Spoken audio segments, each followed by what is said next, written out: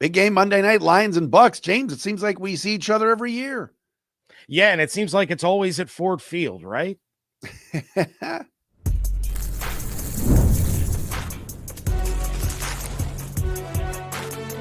You are Locked On NFL Crossover, part of the Locked On Podcast Network. Your team every day. And what's good, everybody? Matt Dery, Locked On Lions. James Yarcho, Locked On Bucks. It is the Thursday crossover brought to you by our friends, of course, at PrizePicks. Download the PrizePicks app today. Use the code LOCKEDONNFL to get $50 in lineups after you play your first $5 lineup. Big game for Monday night, part of a doubleheader. A 7 o'clock start. Best team in the NFC right now, Tampa Bay at 5-1. Many felt the Detroit Lions just a week ago were the best team in the NFC, suffering a loss, of course, Sunday night to the Chiefs. So they now sit at 4-2. Matt and James are going to break it all down for you. Talk about key matchups, certainly talk about storylines. James, you're right. We said it in the open. Lions and Bucks, just schedule makers, seems to have these teams playing together every year. A couple times, a couple years ago where it was the playoff game, but Bucks playing very well right now. And these are two heavyweights going at it Monday night, huh? Yeah, two heavyweights that are both banged up just on opposite sides of the field. So it's definitely going to be an interesting game. But, you know, it's like I said a couple weeks ago on a crossover with Locked On Eagles. When these teams keep winning the division, they're going to keep facing each other every year. So it's developing these non-divisional rivalries because you know you're going to end up seeing the team the following year. But yeah, this is a huge one, and it could have serious implications down the line. You know, whoever wins this might be hosting the other in an NFC championship in January. We want to thank all of you for making us your first listen, checking us out wherever you get your podcasts. Check out Locked On Bucks on YouTube as well, and our YouTube channel as well. Yeah, storyline. Let's start, James, and I'll go same storyline as you, but I want you to expound a little bit on the offensive side with the Bucks and all the receivers. But on the defensive side, Lions are going to go into this game Monday night. And obviously, you and I are recording this way before this game is being played, but the secondary is just a major question mark for Detroit. Brian Branch, of course, suspended. Kirby Joseph, 1 minute Dan Campbell says he's going to try to play. The next minute Dan Campbell says, you know, do we hold him out a couple of weeks and rest that sore knee? Avonte Maddox is likely going to be out. Terrion Arnold is out. DJ Reed is out. Cornerback and safety extremely thin right now, as Baker Mayfield, who many are calling an MVP candidate, is coming to town. And so you're going to have a lot of backup DBs for Detroit. And it sounds like a lot of backup wide receivers and skill position players for the Bucks, right? Yeah, I mean, this is a team that has been without Mike Evans for a couple of weeks. You get Godwin back for 2 games. Now he's back out again.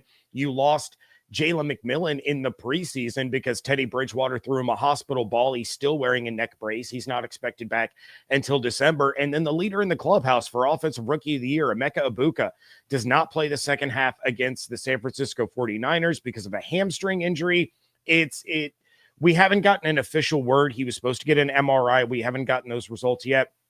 But it's nearly impossible to suffer a hamstring injury in one game and then play in the following game. He is expected to miss time. So, you know, you saw Baker Mayfield going up against Detroit with Cam Johnson, Tez Johnson, and Sterling Shepard and still managing to get the job done. So the biggest story to me in this one is the potential return of Mike Evans. Bucky Irving and Chris Godwin have already been ruled out, but Mike Evans is in play for this game. And against that banged up secondary, you know, you're going to put Mike Evans in a situation where he can dominate in the red zone as he tends to do. And even beyond that, if he's out there, he's going to command more attention from a weakened secondary. And that's going to put players like Tez Johnson, Sterling Shepard, and Cam Johnson into plus matchups that they have shown that they can win when given the opportunity. So this is really kind of the game that Egbuka would have exploded in, and Lions fans, I'm sure, know the headaches that Egbuka can cause. But just having one of their top 4 guys out there on the field, if Evans is able to return, is really going to open things up for the rest of the offense. And it's interesting on the Lions side. Yes, the secondary is banged up, and they love Amik Robertson. He's the one corner of the top 6 corners that they had in training camp. It's now down to 1. That's healthy, that they really like. So Amik can play in the slot. We know that, but on the outside, he's been good.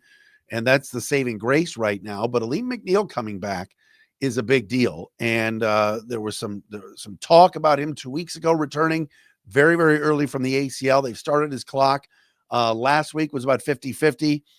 Decided to keep him out of that Kansas City game, and they could have used him. But now this week he's going to be out there on Monday night, and to get Aleem back as that anchor of your defensive front up front in the interior, alongside Aiden Hutchinson, to go with DJ Reader, who's somebody Coach Campbell has said he's played very well lately. Tyleik Williams, their first round pick's been fine there, but nothing like getting Aleem McNeil back and trying to get some interior pressure on Baker, because like we said, just like last year, the defense starting to get a little bit banged up in Detroit, but no excuses. They did not play well on Monday night. Yeah, and that was, unfortunately, I wasn't able to see the Lions-Chiefs game. I always like to try to make sure that I'm watching the team that the Bucs are playing the following week. But from what I gathered, it was a lot of circumstances out of their control, is the nice way that I'll put it. And then you've been reading the internet. I've seen clips. I've seen some clips. Jared Goff should have a receiving touchdown. I think that's pretty obvious. And I know Lions fans were upset about that, but there was a lot of self-inflicted wounds in that game. And that's a big concern, at least on the Buccaneers side, is these are things that the Lions are going to be able to clean up. These are things that Dan Campbell is going to make it a point that they don't make that mistake again. And facing a Lions team coming off of a loss is a far more difficult task than facing a Lions team that's coming off of a win, because they are going to, really put a focus on the things that went wrong and make sure that they do not repeat those mistakes a second week in a row. What's up with your guys? Everybody knew they were a good team. Okay. But 5-1 and just these close games they're playing almost every week, but they're winning them. And, Baker, the scrambling ability, and he's taken it to another level this year. You mentioned all the injuries to the receivers, yet here they're at 5-1. What do you think is the reason? Baker. I mean, really, he is the MVP of the NFL right now because of what he's been able to do while missing what he's missing. Because on top of the receiver issues, I mean, they've lost Kalijah Kancey for the year. They've had Jamel Dean and Zion McCollum and Benjamin Morrison miss games. They still don't have their starting right tackle. They've lost their starting right guard for the season. They just keep finding ways to win football games. And that's what good football teams do, right? It doesn't matter the obstacles. It doesn't matter, what gets in their way. They find ways to win, and they're figuring it out as they go. And as they continue to get healthy, they're just going to keep getting stronger. But you can't understate the impact that Baker has had on this team, just with his mentality, his leadership. And I started calling him a Goonie a couple of weeks ago, because he never says die. And that's what Buck fans love about him. It's amazing. No one ever says slide to this guy, right? I mean, they're just, he's a pinball out there. It's unbelievable. He's the quarterback version of Cam Scattaboo. Yeah, totally. Quickly though, Bucks are giving up a lot of points. Scoring defense, they're obviously, you get two of the top 6 scoring offenses in the league. Lions are second, Tampa 6, but you guys are giving up over 25 a game, right? How's the defense been? The defense is getting better each week, and it's been a lot of maneuvering because of the injury situations, right? But you've had Greg Gaines and Elijah Roberts step up big time over the last couple of weeks in Kalijah Kancey's absence. You lose Jamel Dean and Benjamin Morrison for one game, and then the next game you lose Zion McCollum, but you get Jamel Dean back. So if you get McCollum or Morrison back in this game, and you have two of your basically starting outside corners, that's going to tend to open things up quite a bit for what Todd Bowles likes to do. He's going to get to send more blitzes. He's going to get to have more exotic coverages and schemes, because he has guys out there that can run the defense that he wants to run. So in spite of the injuries on both sides of the ball, they just keep, continuing to put themselves in situations where they can win games. And unlike the last couple of years, they're actually finishing those games off with wins instead of one-score losses. We'll take a look at some matchups that both James and I are keeping an eye on for Monday night. Of course, it's the Lions and Bucks primetime game in Detroit. As James joked, it seems like Lions and Bucks play at Ford Field every year. A couple years ago in Tampa, but that felt like a Lions home game at times. We'll get into some of that too. Coming up next, right here on Locked On Lions and Locked On Bucks, the Thursday crossover.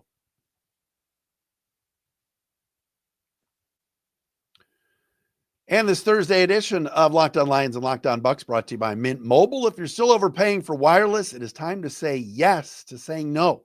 At Mint Mobile, their favorite word is no. No contracts, no monthly bills, no averages, no hidden fees, no BS. I said yes to making the switch and getting premium wireless, though, for just $15 a month. Mint makes it simple. All plans come with high-speed data and unlimited talk and text delivered on the nation's largest 5G network. You can even bring your own phone and keep your same number and all of your contacts. Great thing about Mint Mobile, getting the same quality service you had before, but for a fraction of the price. Ready to say yes to saying no? Make the switch to Mint Mobile at mintmobile.com/LockedOnNFL. That's mintmobile.com/LockedOnNFL. Upfront payment of $45 required, equivalent to $15 a month. Limited time new customer offer for 3 months only. Speeds may slow above 35 gigabytes on unlimited plan. Taxes and fees extra. See Mint Mobile for details. And we're also brought to you today by our friends at Built. Nobody likes paying rent, but if you must, you might as well get something for it, right? That's where Built, B-I-L-T, comes in. Built is changing the game by turning your rent payment into real rewards you can actually use. When you pay rent through Built, you earn flexible points that can be redeemed toward hundreds of hotels and airlines, a future rent payment, your next Lyft ride, and much more. But Built isn't just about rent, it's about rewarding you around your entire neighborhood. Your rent finally works for you with Built. You're earning points every month on something that you already have to pay. They made everyday life even more rewarding, from your neighborhood to your travel plans. Turn your rent into rewards. Start earning points around your neighborhood by going to joinbuilt.com/LockedOnNFL. That's joinbilt.com/LockedOnNFL. Make sure to use that link so they know that we sent you.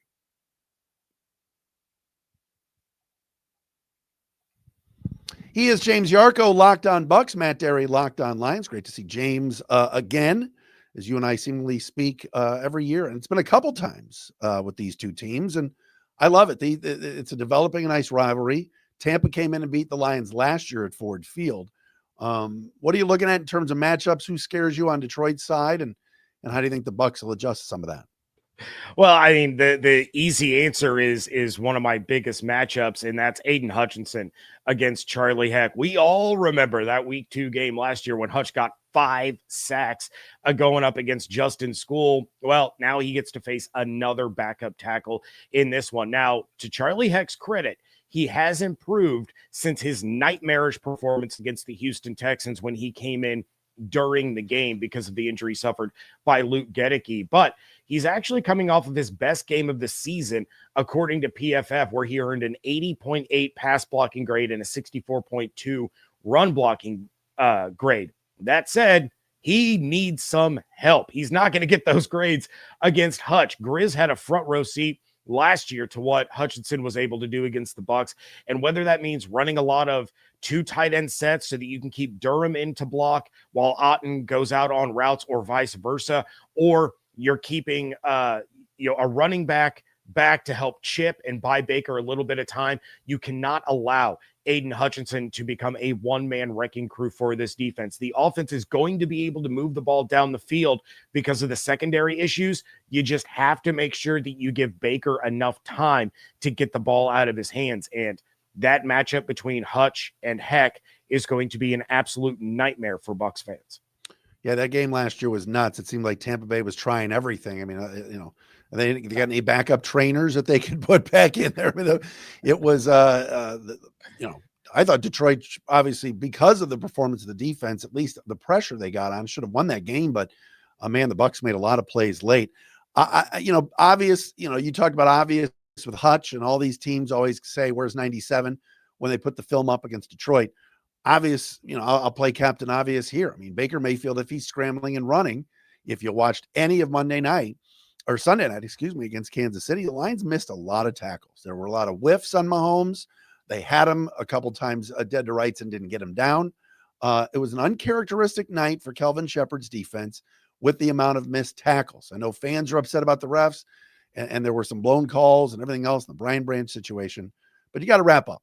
And I think if Baker is able to break a few, and it's a 5-yard run on a 2nd and 13 to make it 3rd and 8, or he breaks a tackle and makes a first down, gets to the first down line, that extends drives and keeps that Lions offense off the field. So wrapping up Mayfield, as he's just been so crazy running and making plays, I think is a huge key for the Lions in this game.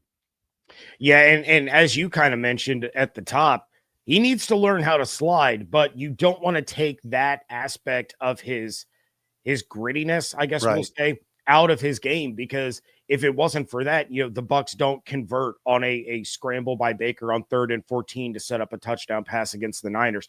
Yeah, he has an absolutely incredible ability to escape these tackles and escape these sacks, and it just gets him even more juiced up and fired up, and it fires up the rest of the offense. But if that pressure is closing in quickly and he can't get the ball out of his hands, he has been sacked quite a few times this year. He was sacked 40 times back-to-back seasons his 2 years with the Bucs. So those will be there. It's just a matter of whether or not Baker's going to be able to work some magic. The other big one that I'm looking at, Matt, it's going to be Jamel Dean against Amon-Ra St. Brown. So we have one of the best receivers in the NFL going up against a corner that is playing out of his mind. Dean has been playing at an all-pro level, and he is going to have to be at his best on Monday night. On the season, he's been targeted 19 times. He's allowed 8 receptions, 0 touchdowns, and has 2 interceptions. His passer rating allowed when targeted is 20.8, which is worse than if a quarterback just throws the ball away. But then Amon-Ra is among the league leaders across the board, and he leads the NFL in receiving touchdowns. This particularly, to me, is the matchup that will decide the game. Yes, Jahmyr Gibbs, David Montgomery, they're an absolutely phenomenal duo out of the backfield. But if the Bucs can eliminate St. Brown, I'm not going to say from the game, because a player like that, Jamar Chase, Justin Jefferson, those guys, you can't eliminate them completely.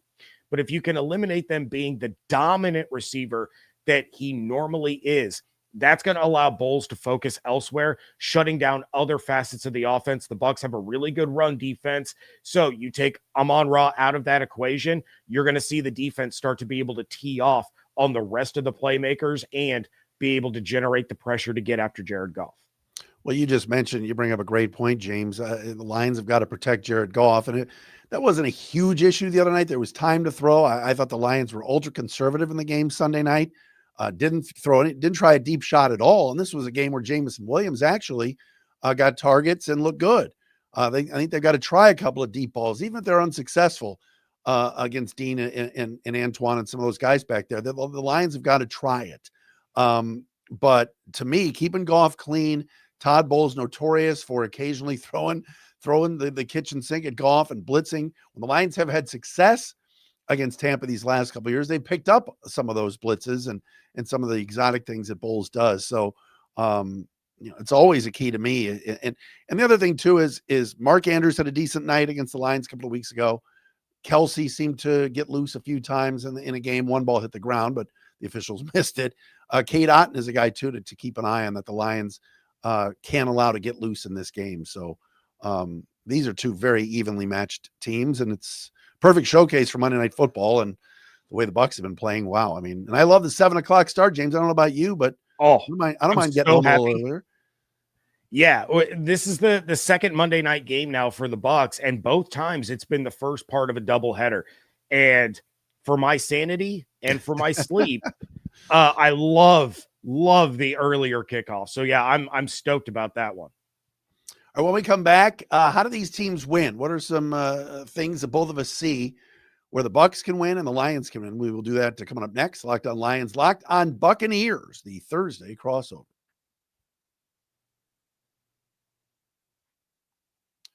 And Locked on Lions and Locked on Bucks are brought to you by our friends at Mazda. Yes, Mazda crafts cars for those who do more than simply move. Mazda delivers confidence with every ride with more IIHS top safety picks awards than anyone else.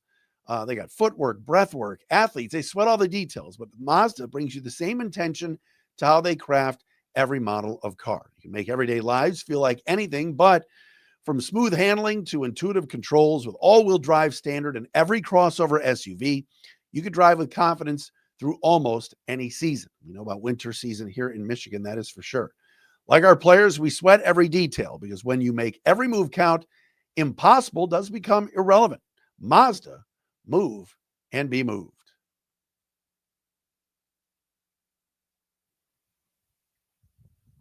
Monday Night Football for the Lions and Tampa Bay Bucks. 5-1 Bucks, 4-2 Lions. It's been a couple of years since the Dan Campbell-led team has lost 2 in a row. They seem to always bounce back. Matt Dery locked on Lions. James Yarcho locked on Bucks. How do the Bucks do it, James? How do they come to Ford Field? Like they did it last year, and we know how they did it. They just made more plays down the stretch of that game. But how do they do it again this year? Yeah, well, and a big part of that game was the red zone defense, right? The Lions went 1 for 7 in the red zone in that game. That's going to be a huge part of it this time around. The defense, you might have to go into that bend, don't break, which creates lots of extra gray hairs and Bucks fans pulling their hair out of their head. But that might be the best way to approach. If you can do what you did against the 49ers, right? Where they moved the ball but had to keep settling for field goals while the Bucks were getting touchdowns.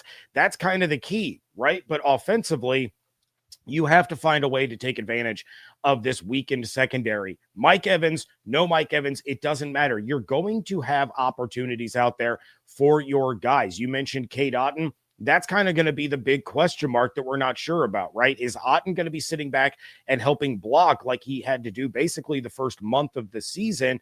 Or is he going to be out there being a weapon in the passing game as he's been over the course of the last couple of weeks? But this is one of those games. I mentioned it last week. I'm going to say it again this week. You have to dink and dunk them to death. You have to have 12, 14, 16 play scoring drives, because if you can keep racking up those first downs and just keep chipping away, once you get into that red zone, that's where the Lions are weakest. They're 24th in the NFL in red zone efficiency. They are 28th in goal to go efficiency. So you just have to find a way to extend those drives, because as the Lions get backed up, they start to break. And that's going to be the big thing. Well, I'll say this too. It would be nice. And the Lions defense has gotten better. And again, right now, it's just a mash unit back there. Thomas Harper playing safety. A lot of people don't even know who that is. Rock Ya-Sin, who was pretty much the last DB on the roster, or one of them, is going to play a big role, whether it's at safety, at corner. I don't think they even know. But one thing that the Lions have not done well is first drive of the game for the opponent, whether it's the opening drive or they get the ball second. They have not stopped anybody. They make adjustments afterwards, but first drive defense, I think every game but one, they've allowed a touchdown. It makes absolutely no sense. Bears did it, and then the Lions made adjustments, and that was it. I know a lot of those first drives are scripted. It'd be nice to see the Lions, and last week they won the toss, took the football, went right down the field, and should have had, like you said, a touchdown. Kind of got robbed by the officials. But in this game, how about a stop early just to get some momentum, get the crowd into it? That crowd can really play a factor at Ford Field, a Monday night game. It seems like forever since the Lions have been home. That will be huge. But getting that stop, I know it's one drive, but if they get a 3 and out, or at least make the Bucks punt early, might change the forecast of the game a little bit. Yeah, I mean, you're preaching to the choir, because as you were saying that, all the Locked On Bucks listeners are going, yep, that sounds like Tampa. So I think this game's starting off 7-7. Like right out of the gate, let's just put 7-7 up on the scoreboard, and that's where we're going to start this one, because the Bucks have struggled immensely at getting first drive stops. In fact, this team in as a whole has struggled to start fast. The offense has punted more often than not on their opening drive. One of those punts got blocked and returned for a touchdown to open a game. So yeah, that is going to be huge. It might even be what decides the game. Whichever team gets that first drive stop, that might be who ends up winning this game, because both teams just basically say, go ahead, let's make this interesting. Go ahead, score on your opening drive, and then we're going to actually start playing. That's wild. It's funny. There's a lot of similarities here with both clubs, and obviously they've seen each other a ton. One other thing too on Detroit, David Montgomery only had 4 carries Sunday night.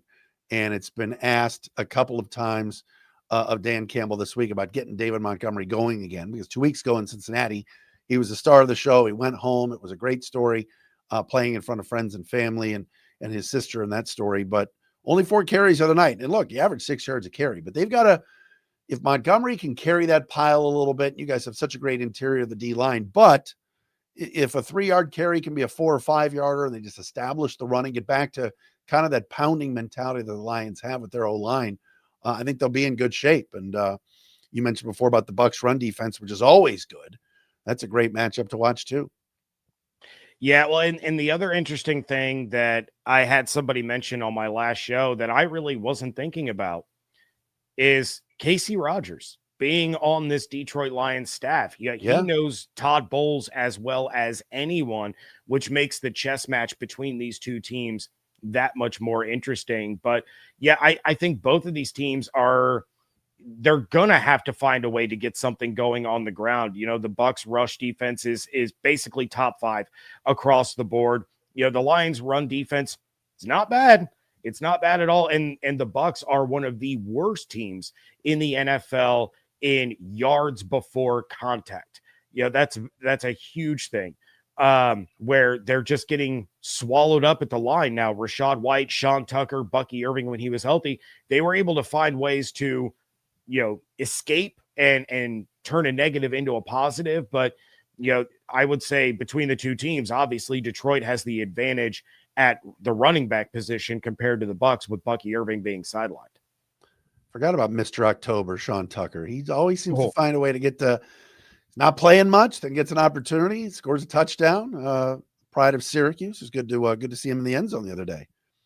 Yeah, he's made the most of the opportunities that he's gotten. I would have expected more opportunities for him with Bucky Irving being sidelined, but to be fair, Rachaad White has been playing some fantastic football, both, you know, in the run game, but then of course he's always been solid as a pass catching back and picking up those blitzes and buying Baker some time. So yeah, it's one of those things. The Bucs just signed another running back to their practice squad. They had to elevate Owen Wright last week because Josh Williams suffered a concussion. So the running backs are a hot mess outside of Rachaad and Sean Tucker. So it'll be interesting to see which one of these two teams really gets things going on the ground. Jahmyr Gibbs is a home run threat no matter where they are on the field. So that's something that is going to be a concern coming into this one.